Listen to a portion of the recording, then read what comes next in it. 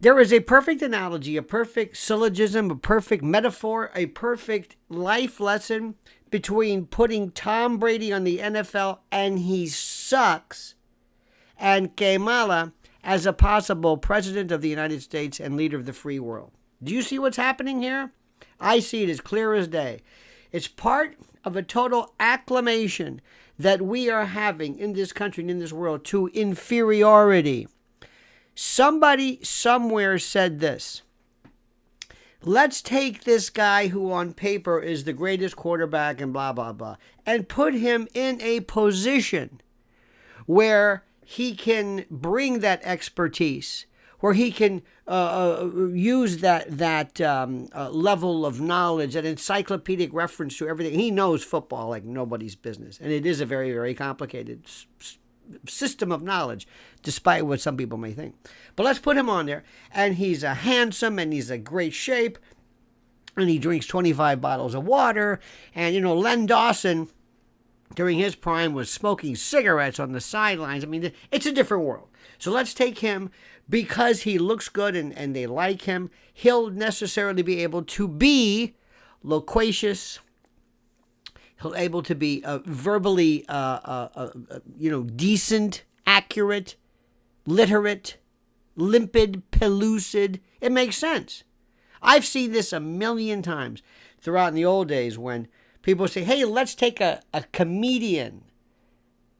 I remember one time one of the most disastrous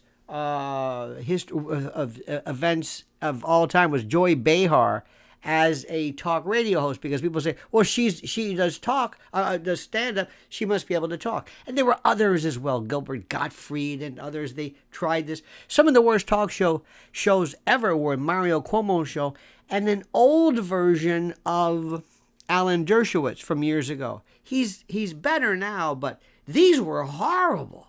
Why? Because somebody said, well, if this, then this.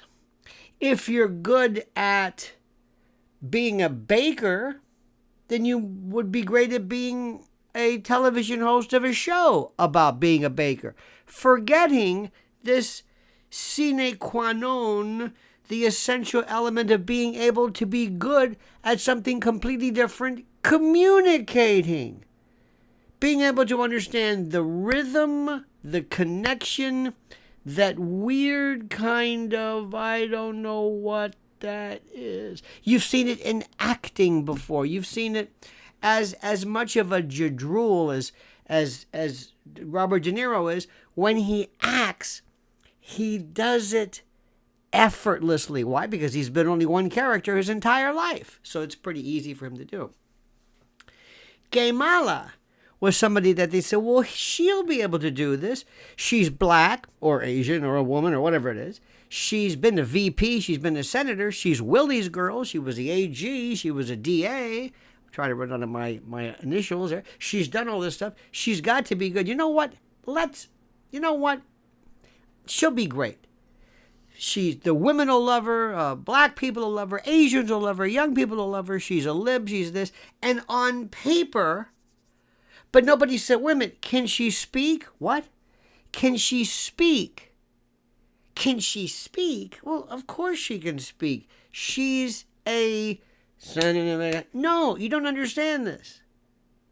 Tom Brady, he knows football. He's terrific. Can he speak? What?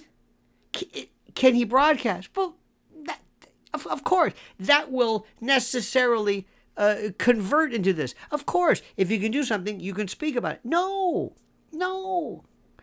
And it's also this level of incompetence that we're living in. We're living in this world of incompetence where we have been so affected by people who are vapid and completely devoid of any kind of substance that one more is not going to kill us. Kamala is Tom Brady. Tom Brady is Kamala. People put into positions where they are not equipped because somebody somewhere didn't understand it. Years ago in talk radio and radio programming, they used to have this guy who would be the program director, who was an old sales manager who thought, hey, I can do this because I've been in radio. And they'll go into a station and they'll say, you know what, this is a pretty good morning show. And you've got you got 2 people. Well, if I have 4 people, it's going to be twice as good. Why? Because talent is fungible, and people, if you have 2, now we got 4, and that's what. No. Morons. This is bigger than just Tom Brady. This is not just about Tom Brady's personality. This is about where we are as a culture, as a civilization, where ineptitude. And there's one thing I will say in conclusion. Sports fans are the best.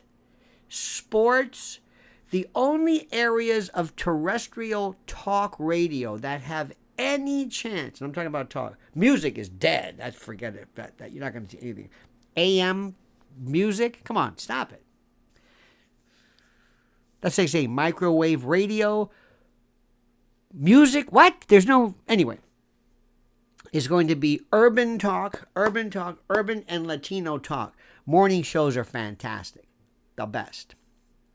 Different energy, different vibe, different sensibility, different everything. They will work. And also sports, local sports in particular. You can get people who, for all practical purposes, have no conception of what is happening in the world regarding politics or from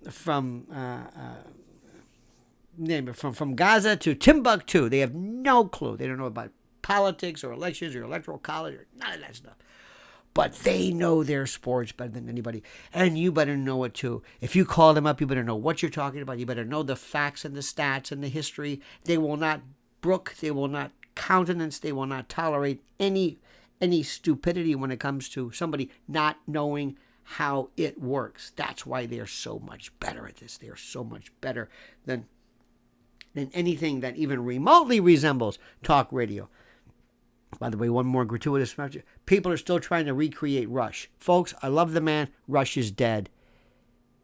It's a new world, okay? So understand what's happening right now. Oh, and one more thing I lied. My final word. The reason why Tom Brady is catching so much grief is because we love to troll. Social media is the medium of trolling, of being rude and discourteous and angry and brutal, and that's what social media is all about. But be not mistaken. Tom Brady at his worst at least knows something. He knows something about football. He could become a coach. He could become a quarterback coach. He could maybe be in the front office. Kamala can't do any of this. Nothing. She was pulled out. She is the Chauncey Gardner of politics.